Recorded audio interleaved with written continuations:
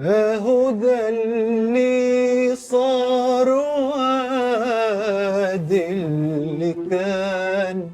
ملكش حق، ملكش حق تلوم عليا.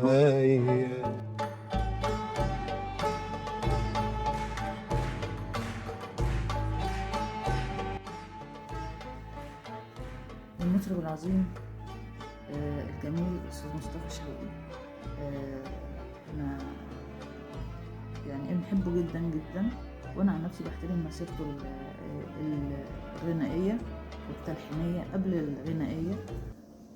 بالنسبة لي هو مثال وقدوة يحتذى بيها في السعي الدائم وفي الاجتهاد. يعني في ناس ربنا بيديها مواهب عظيمة بتاخدها وبتنزل بيها.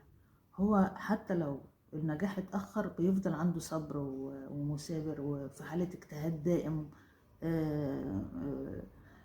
أنا عارفة إن حضرتك بدأت مطرب اعتمدت مطرب في الإذاعة سنة، يعني من زمان قوي، ده 99 انا مطرب الاذاعه وغنى والتلفزيون. ملطشة القلوب اللي كسرت الدنيا سنة 2019. 19 سنة، صح؟ بعد 20 سنه من الاعتماد. 20 سنة اعتماد، وكان نفسه تقريبا. أول حاجة يغني. فالصبر جميل. الله يخليك يا ولاد، تسلمي، شكرا وطول ده طبعا، طول ال20 سنة دول عمل ألحان لمطربين كبار جدا في بلد. أولا كمان اليومين دول النجاح الجميل بتاع سيد درويش في مسلسل الضاحك الباكي هو كمان مثال جميل جدا في التمثيل. يعني حتى لما دخل تجربة التمثيل اجتهد جدا جدا، ما دخلش بأي استسهال، لا. وسيد درويش وانت شفته تطابق بصري جميل جدا بين شكله وبين سيد درويش. هو كمان عمل ده روحيا وإنسانيا وعمل نسمع منه دلوقتي هو ازاي دخل في روح سيد درويش وفي تفاصيله. وهو أول مرة يخوض تجربة التمثيل. ناس كتيرة مش بتعمل كده لان احنا في زمن الاستسهال دلوقتي. فلما استاذ مصطفى شوقي يعمل ده دلوقتي فدي حاجه تحترم جدا جدا. الله يخليك، انا اتفضل متشكر يا استاذ جدا، مصطفى، متشكر احكي جدا لنا على بقى كلامك. يعني دخولك في مبدئيا في ازاي عملت التفاصيل بتاعت سيد درويش اللي محدش بيعملها دي. والله بص يا ستي، هو مبدئيا الدور اتعرض عليا من الاستاذ محمد الغيطي. لقيت تليفون منه في شهر يمكن 5، في نص 5 كده 2022. وعرضت الدور طبعا على الشركه في فري ميوزك، لان احنا دايما اي حاجه بتجيلنا بنقعد نتشاور فيها مع بعض، يعني نشوف يعني هتفيدنا ولا الدنيا هتبقى عامله ازاي. لقينا ان الدور كويس، والورق مكتوب كويس، وبيقدم سيد درويش بشكل ما تقدمش بيه قبل كده. يعني مسلط اضواء على اماكن معينه في حياه سيد درويش ما حدش جينا قبل كده. دوره في المسرح الغنائي، ودوره في الاغاني الوطنيه، وعلاقته باستاذ نجيب الريحاني، وعلاقته باستاذ بديع خيري. يعني كان في تكثيف في 4 حلقات في فتره زمنيه معينه لم يلقى الضوء عليها بشكل يعني كويس في الفترات، في كل ما قدم لسيد درويش يعني. فبعد ما وافقنا ومضينا، ابتديت اذاكر بقى الشخصيه كويس من خلال القراءات والمشاهدات.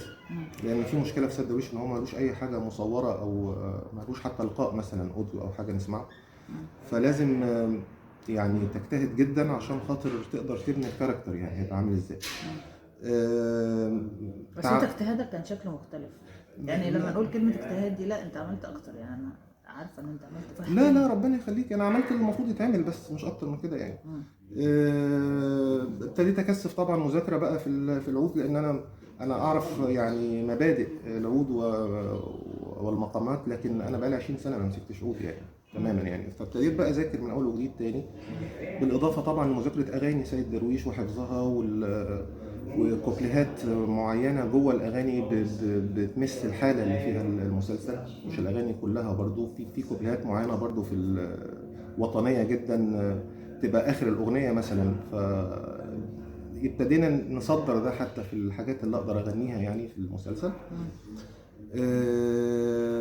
وبعدين سافرت مثلا اسكندريه برضو، زرت الكوم الدكه، المكان اللي كان فيه البيت والقهوه اللي كان بيقعد فيها. تفصيلا عن الحته دي. لا ما فيش، انا رحت يعني في شهر 6 يمكن، كنت في زياره لاسكندريه، نزلت مخصوص يعني زرت المقبره بتاعته ومقابر المناره، هو هناك المقبره بتاعته، وبعد كده رحت كوم الدكه، زرت المكان اللي كان فيه البيت والشوارع اللي حواليه طبعا، لان ما زالت البيوت القديمه هي بس بيته هو الوزيل يعني. ف واتمشيت شويه في كوم الدكه وقعدت على القهوه اللي كان بيقعد عليها.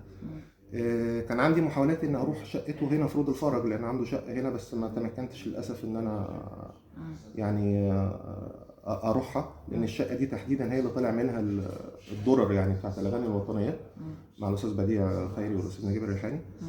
يعني حاولت بقدر الامكان اخش جوه الموضوع، يعني جوه الشخصيه بقدر الامكان، تعيش اعيش الحاله طبعا جدا جدا جدا. بس بحيث ان انت تشوف مكانه وكده، فتعيش انت روحيا في الحكايه. بالظبط. انما على المستوى بقى القراءات انا قريت يا ستي في كتاب لدكتور محمود الحفني سيد درويش، ده اهم كتاب قريته، لان ده كتاب صدر في الستينات، والدكتور محمود الحفني كان يعني قال في كتابه ان هو قابل سيد درويش، وهو الاقرب في الفتره الزمنيه من الناس اللي كتبت على سيد درويش. كتاب مهم جدا جدا جدا، فيه معلومات عظيمه. قريت كتاب سيد درويش حياة ونغم لمحمد علي حماد، برضو كتاب مهم جدا جدا. قريت كتاب تاني من جزئين مشارك في كتابته أستاذ حسن درويش، شخصيا ابن سيد درويش. قريت كتاب اسمه السبعة الكبار مذاكر سيد درويش. وكل بقى المقروء والمسموع من يعني أي حد عامل لقاء قايل فيه أو يعني ذاكر اسم سيد درويش، طبعا كنت بتفرج على اللقاء كله بقى. يعني كتب كتيرة بقى. السيدة مثلا بديعة مصابني عاملة لقاء مصور موجود على اليوتيوب، والكثيرين يعني. استاذ محمد عبد الوهاب طبعا بنتكلم عليه كتير جدا بيتكلموا عليه، انما انت كنت يعني لقيت صعوبة طبعا ان انت تسمع سيد درويش نفسه. مفيش حاجه، هي بسمع اغاني سيد درويش، مفيش حاجه بصوت سيد درويش، ملوش لقاء، ملوش حاجه مصوره، كلها عباره عن كتابات واراء الاخرين فيه يعني، واللي بيحكوا حكاياتهم معاه ومواقفهم معاه وكده. فمن خلال بقى ان انت تقدري تلقطي معلومات معلومات معلومات، بتبداي تبني الكاركتر بقى هيبقى عامل ازاي، يعني هيبقى لطيف ولا عابس الوجه ولا سعيد على طول ولا بيهرج على طول يعني. طبعا لان هو حصل نقلات كتيره جدا في حياته، وهو رجل عصامي جدا وتعرض للكثير من الاحساس بالمسؤوليه من صغره يعني. فكان واخد الحياه جد قوي، وعمل في فتره قصيره جدا عمل طبعا درر في الفن المصري يعني. بس لما جيت دخلت بقى التمثيل نفسه، انت طبعا انت اول مره، او احنا اول مره اصلا حد يقوم بدور سيد درويش مطرب وملحن، فده كان جديد. ما هو يمكن ده يمكن الاستاذ محمد فاضل برضو، استاذ محمد الغيطي والاستاذ شادي المنتج، لما فكروا في حد في سيد درويش، فكروا برضو يقدموا حد بشكل مختلف، مش يبقى ممثل ماسك عود وبيقول عليه اي كلام، او متسجل في الاستوديو وفي ليبسينج او حاجه يعني. فكروا يقدموا كل حاجه حيه، كل حاجه لايف، عشان خاطر يبقى فيه مصداقيه اكتر للمشاهد وهو بيتفرج يعني. وبالتالي ده الحمد لله وصل للناس بشكل كويس، بشكل كويس جدا. الحمد لله، شكرا لله. المكياج والحاجات دي كلها، الحقيقه الناس اللي كانت ورا الكاميرا عملوا مجهود كبير جدا، وكان تعبنا، احنا بقالنا حوالي 3-4 شهور بنصور يعني، والمسلسل عدى بمشاكل كتير، بس الحمد لله كل الناس كانت شغاله فيه بحب جدا، فقدرنا نعدي اي مشكله كانت بتحصل يعني. انت خدت يعني نسيت اقول لك كمان ان كان في كورسات تمثيل قبل للشخصيه، بس ما كانتش للشخصيه، هي جت بالصدفه يعني. اخدت كورس تمثيل بالصدفه، انت ما تعرفش ان انت اصلا هتعمل خالص خالص. هو الدور علاقه بالتمثيل. هقول لك، انا الدور اتعرض، كنت باخد ورش تمثيل مع استاذ فريد النقراشي ومع استاذ حسام داغر، والدور اتعرض عليا تقريبا في يعني بعد الحصه ال10 او ال11 مع الدكتور فريد النقراشي، وكانت الحصه الثانيه مع حسام. فكله جه في بعضه مره. تاخد ورشه تمثيل ليه؟